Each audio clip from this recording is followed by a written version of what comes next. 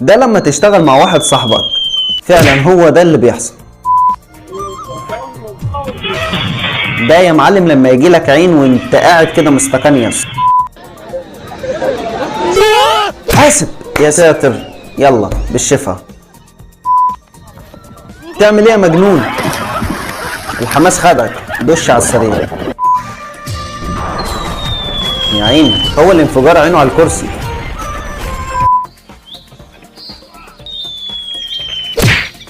ده نتيجة اللي ما يروحش المغسلة.